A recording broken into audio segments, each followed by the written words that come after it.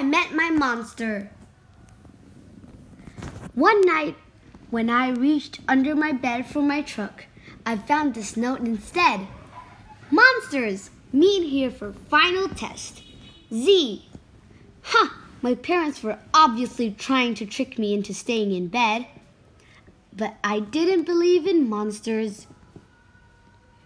So I crumpled the paper, grabbed my truck, and zipped over to my garage. I heard some creaking and rumbling, but I wasn't scared. Our house always made noises at night. But then a voice under my bed scolded, "Stop that stomach grumbling!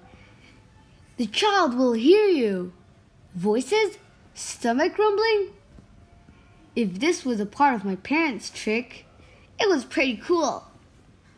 I peered out into the inky blackness. 5 pairs of eyes blinked back. "See, now he knows we're here," the voice sighed. "One of you has broken monster rule number 1. Maintain the element of surprise." This is no trick, I thought. There are monsters under my bed. A long-necked yellow monster slid out, followed by 4 little monsters. "Rule number 2, the yellow ones instructed. "Never block the bed. All of you, scoot over."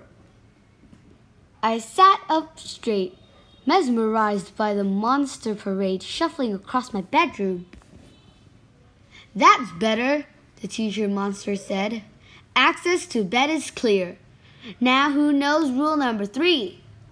The purple monster teetered on his tiptoes and gurgled. "Get the child into bed." "That's correct, Genghis. And how would you do that?" "Well, Mr. Z, I would roar my scariest roar." "All right, give it a go." Genghis took a deep breath, opened his mouth, and let out a tiny blurp. "Stomach grumbling would have a better chance of getting me into bed than that funny little noise," I laughed. "The child is right," said Mr. Z, shaking his head. "That was not successfully scary, Genghis. I'm sorry. You're not the best monster for this child." There was some creaking as Genghis slunk beneath the bed. Before I could investigate where Genghis had gone, Mr. Z asked, "Now who wants to try and get the child into bed?" The orange monster looked at the ceiling and the red monster looked at the floor. Only the green one looked at me. First he stared at my toes and started drooling. Then he took a step toward me, and I heard that rumbling noise again. I sprang into bed so he couldn't get my feet. Mr. Z blinked. "Very unconventional, Gabe. Your stomach gurgles seem to be what this child needs." What I needed was to make sure this little Gabe monster didn't eat my toes. "Right, you 3, the child is now in bed," said Mr. Z. "As every monster knows, the ultimate objective is rule number 4. Who can tell me what it is?" The orange monster bounced and squeaked. "Keep the child in bed till it falls asleep." "Correct, Morgan. And how would you accomplish that?" "Shadow puppets, shadow puppets," she squeaked again. Gabe whistled through his nose and I snickered. But Mr. Z said, "Interesting idea. Try it." Morgan hopped onto my night table and flailed her arms near my lamp. Silly shadows blobbed on the wall, and a cloud of fluffy fur tickled my nose. Achoo! "Morgan, stop at once," Mr. Z ordered. "You're supposed to scare him, not make him sneeze." "I'm sorry, but you're not a match either." Morgan's arms flopped to her sides and she scuttled under my bed. There was some more creaking and Morgan was gone. After all that sneezing, I really needed a tissue. Suddenly, a huge shadow of uncut claws loomed across my room. Awesome, I thought, and kind of scary. I froze in place. Powerful performance, Gabe, said Mr. Z. But do either of you see a problem? Ooh, I know, chirped the red monster. The child is out of bed again. Correct, Abigail, Mr. Z continued. And one of you must get him back in. Let's revisit rule number 1. Maintain the element of surprise. All at once, poof! The monsters vanished. Then I heard more rumbling. Were they hiding in my closet making noises to scare me? Huh! No! It was only my stomach grumbling. All this excitement was making me hungry. I tiptoed past the closet and peeked out the door.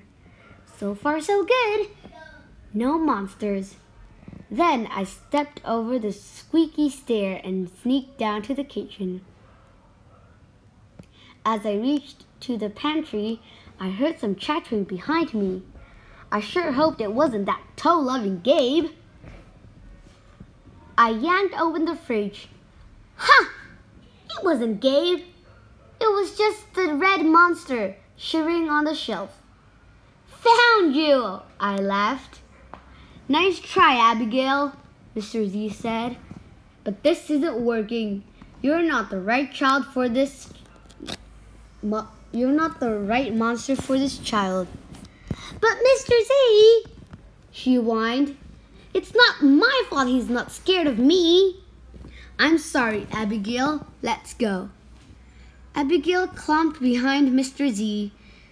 When I heard the creaking, I knew she was gone. I grabbed some crackers and headed upstairs, wondering if Gabe was gone too.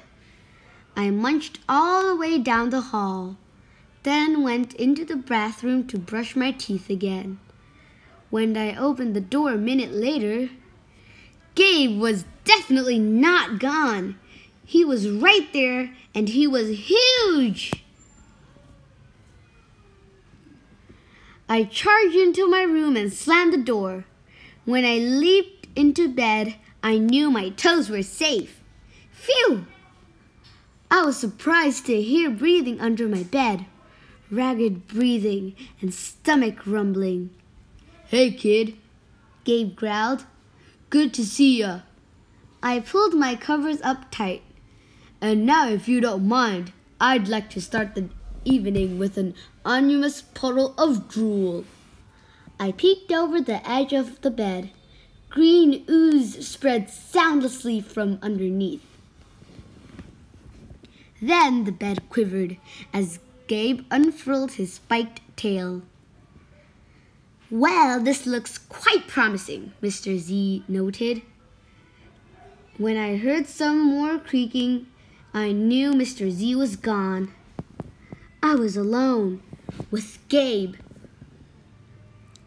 Gabe loomed over my bed and began sharpening his uncut claws on my bedpost. How did you get so big? I gasped.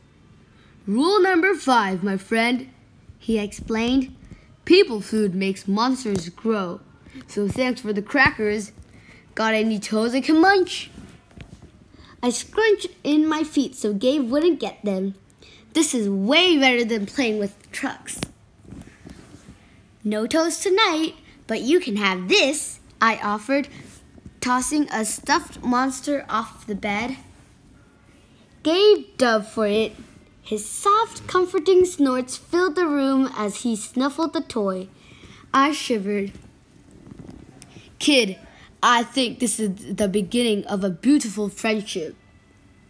No other monsters can scare me like you, I giggled. Gabe was the monster for me. His snorts and ooze were perfect. I yawned, then shivered again. I was asleep in no time.